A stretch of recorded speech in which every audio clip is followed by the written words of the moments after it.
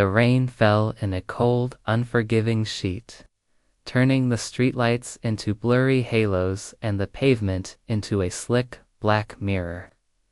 Detective Marcus Miller stared out the window of the unmarked sedan, the rhythmic swipe of the wipers doing little to clear the gloom from his mind. Beside him, his partner, Detective Isabella Reyes, scrolled through a digital case file, the glow of the tablet casting a sterile light on her determined face. "Clara Vance," Reyes murmured, the name a ghost in the quiet car. Last seen 3 years ago, leaving her university library at 10:15 p.m. No witnesses, no ransom note, no body, just gone. Miller grunted, a sound that conveyed his weariness with cold cases. He'd been on the force for 25 years, and the missing person cases were the ones that haunted him the most. The lack of closure was a perpetual ache. He'd seen the families, their hope turning to ashes with each passing day.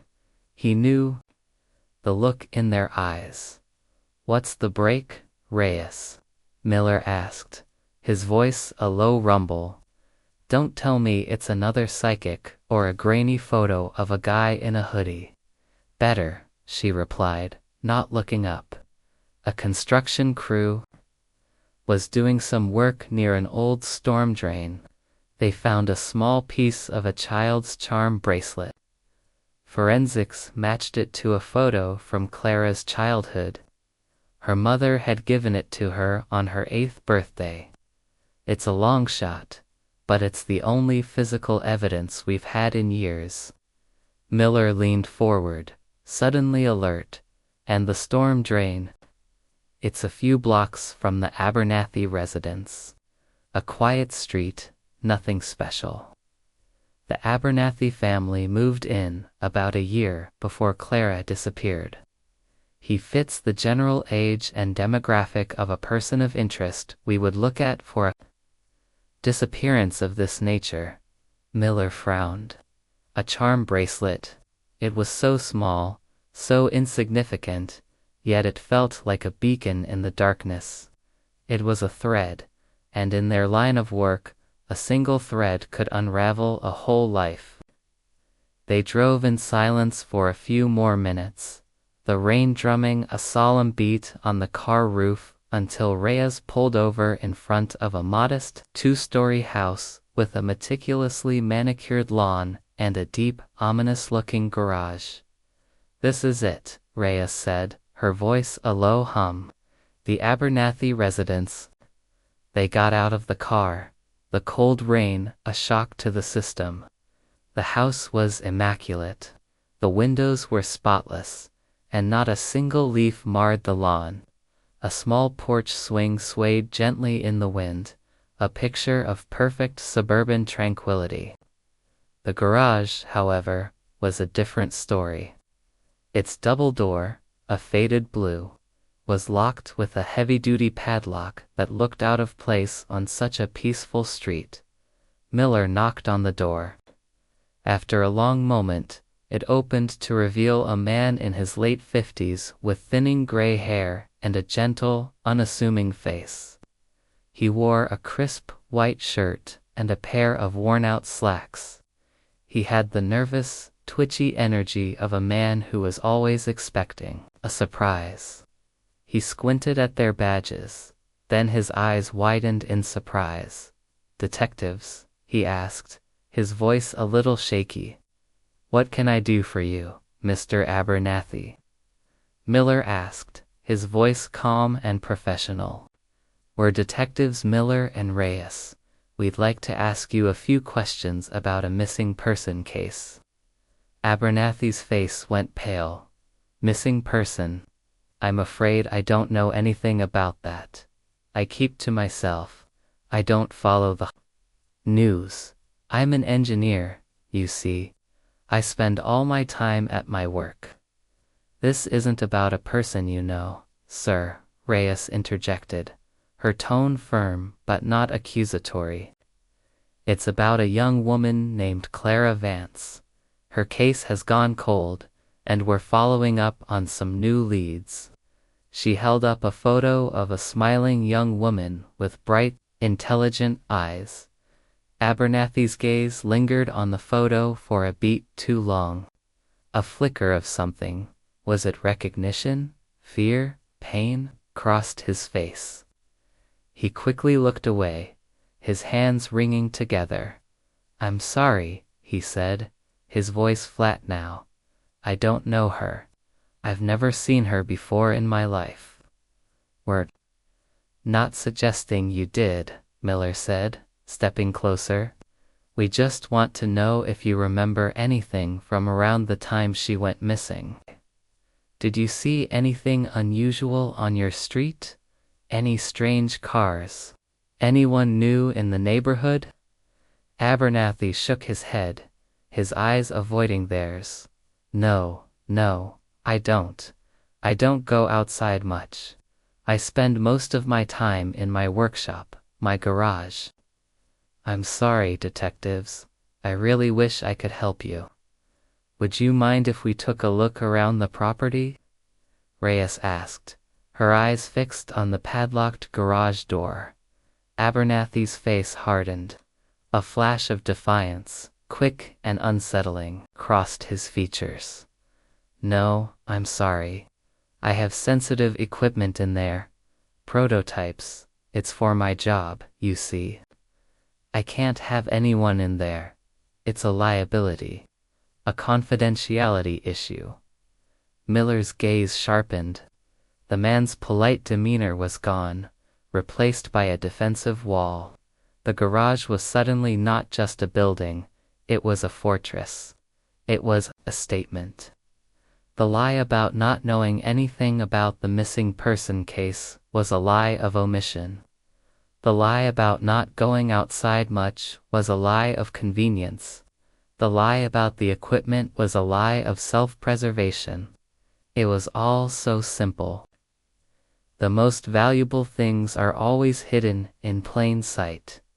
"We'll need to get a warrant, sir," Reyes said, her voice now a low warning. "We'll be back." Abernathy's eyes flickered with something Miller couldn't quite place. A mixture of fear, despair, and an odd kind of relief. He just nodded, his body a tense, silent statue. The door clicked shut, and the detectives stood there in the pouring rain, staring at the faded blue door. "He's hiding something," Reyes said, her voice barely a whisper. "It's in the garage. I can feel it." Miller said nothing. He didn't need to. He knew. The process of getting the warrant was painstaking and slow. Abernathy had no criminal record, no history of violence, no red flags. He was a pillar of the community, a quiet, unassuming man who had never so much as received a parking ticket. It was a tough sell, but the charm bracelet was their ace in the hole. That, and a few minor inconsistencies they'd found in his story. A few moments of hesitation that told a more compelling story than any lie. When they finally returned, a full day later, the rain had stopped. The sun was a brilliant, blinding splash of yellow against the cloud-streaked sky. The garage door was still padlocked. Abernathy was waiting for them on his porch, a different expression on his face now. It was a resigned defeat, a kind of weary sorrow. He led them to the garage door and, without a word, unlocked it. The heavy metal padlock, a dull clinking sound in the morning air. He pushed the door up, and a wave of cool, still air, smelling of dust and dried paint, washed over them. The garage wasn't what they expected, not even close. There was no workbench, no tools, no stacks of lumber. It was spotless. The concrete floor was swept clean, and in the center of the vast empty space stood a magnificent, life-sized dollhouse, a meticulous, detailed replica of Clara Vance's childhood home. The detectives stood in the doorway, dumbfounded. The dollhouse was a perfect miniature of her family's house. A small, two-story colonial with a red door and white trim. The windows were real glass, and through them, they could see the rooms inside. It wasn't a child's toy. This was an obsession. An artist's masterpiece, a painstaking labor of love. Every detail was perfect. From the tiny curtains on the windows to the miniature kitchen appliances. They stepped inside, their eyes fixed on the dollhouse. It was a shrine, a monument to a life, frozen in time. As they moved closer, they saw that the rooms were filled with a stunning amount of detail. The living room had a miniature fireplace with a tiny, flickering LED light. The kitchen had a miniature refrigerator and a tiny, perfectly carved table. Reyes's eyes were wide. What is this?" she whispered, her voice full of a bewildered awe. Miller didn't answer. His eyes were fixed on a small room on the second floor. It was a bedroom. A little girl's bedroom, painted pink, with a poster of a cartoon hero on the wall and a small, delicate bed. On the tiny nightstand, there was a miniature version of the charm bracelet, the one they had found in the storm drain. Abernathy stood there, his hands in his pockets, his shoulders slumped in a posture of complete surrender. He watched them, his eyes full of a profound sadness. "The charm bracelet," Reyes said, her voice shaking. "How do you have a replica of the charm bracelet?" Abernathy didn't answer. He just looked at them, his eyes brimming with tears. "Mr. Abernathy," Miller said, his voice quiet, calm, but firm. "You told us you didn't know Clara Vance, that you had never seen her before, but you built her house. You built her room. You even built the charm bracelet. You have to tell us what this is. Now?" Abernathy's face crumpled, the dam of his composure finally breaking. He sank to the ground, his body racked with silent sobs. Reyes knelt down, her hand on his shoulder. "It's not what you think," he choked out, the words a raw, painful plea. "It's not what you think at all. I didn't hurt her." "Then what is this?" Miller asked, his voice softer now, a hint of genuine confusion in his eyes. Abernathy looked up, his face a mask of grief. This is all I have left. This is all that's left of my little girl." The detectives looked at each other, stunned. A cold, heavy silence filled the room. The scent of fresh paint and old wood hung in the air. "What are you saying, Mr. Abernathy?" Reyes asked, her voice a tremor. "Clara Vance? She was your daughter." He nodded, his body shaking. "Her mother and we divorced when she was 6. Her mother remarried. She and her husband moved to this city. They changed her name to Clara Vance. Her birth name was Lily Abernathy. My little Lily. I never saw her again. I couldn't bear it." He looked up at them, his eyes full of a desperate, pleading honesty. "She was only 10 years old when I last saw her, her mother. Her mother didn't want me to be a part of her life. I moved to this city, just to be close to her. I never let her mother know I was here. I just watched her grow up. From a distance, I went to her school plays. I watched her graduate high school. I saw her move into her university dorm. She never knew I was here. She never knew her real father was watching over her." The detectives listened in stunned silence. The narrative they had so carefully constructed, a strange man and a missing girl, was crumbling before their eyes. The suspect was a victim. The criminal was a grieving father. "And the garage?" Miller asked, his voice barely a whisper. "The dollhouse?" Abernathy reached out, his trembling fingers tracing the tiny windows of the miniature house. "I wanted to give her a life she could have had. I wanted to build her a home where she was happy, where she was safe. I found old photos of her childhood home, her room. Every detail. I built it all with my own 2 hands. I started the day after she disappeared. He turned to the detectives, his face a mask of raw grief. They never found the man who took her. She was just gone. The police closed the case a year later.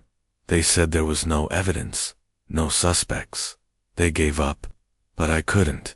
I couldn't give up on my little girl. I never stopped looking. I never stopped searching. This was my way of keeping her alive. It was my way of being close to her again. Tears streamed down Abernathy's face as he spoke, his voice cracking with emotion. I couldn't tell you who I was. If her mother found out, I'd lose the only thing I have left of her, the only thing that keeps me sane. I'd lose the garage. The detectives stood there, their hearts heavy with a profound, unspoken sorrow. The anger, the suspicion, the cold professionalism was all gone, replaced by a humbling sense of empathy. The garage was not a place of horror, but a shrine of love. It was not a place of death, but a testament to life.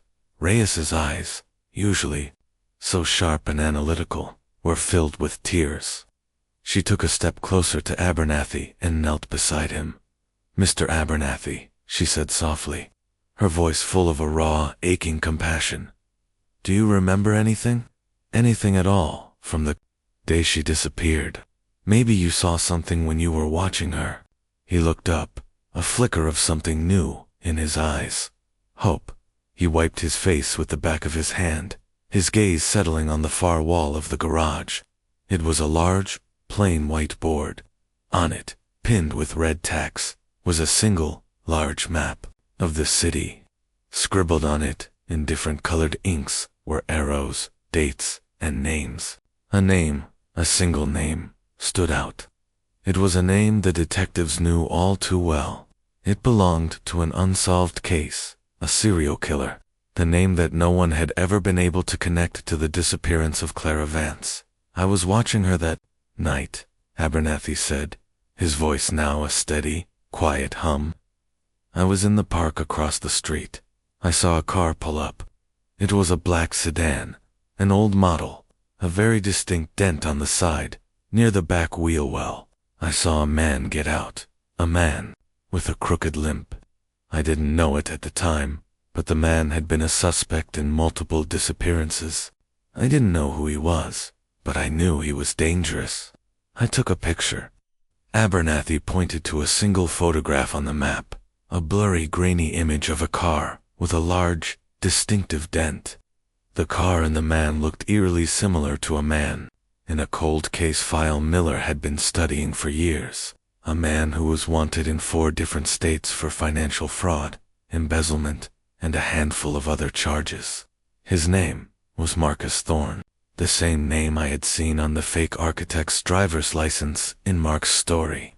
A man who was wanted in 4 different states for financial fraud, embezzlement, and a handful of other charges. My blood ran cold. Was this a sick joke? Was Liam trying to tell me something with this? The detectives looked at the map, then at the photo, and then at each other.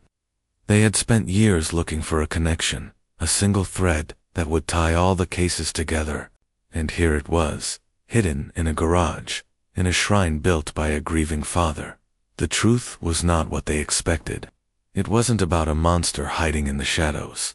It was about a man who had lost everything, who had spent 3 years of his life building a monument to a love he could never fully express.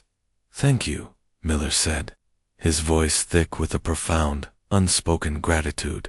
"Thank you for everything." Abernathy just nodded, his eyes fixed on the miniature house. "I'm sorry it took so long," he whispered. I just wanted to keep her safe for as long as I could." The detectives left the garage, the heavy padlock a small, insignificant thing in their hands. They had come to find a monster, but they had found a hero instead. They had come to close a case, but they had found a new reason to fight. The truth was not what they expected, but it was a truth that would finally bring justice to a long-lost daughter.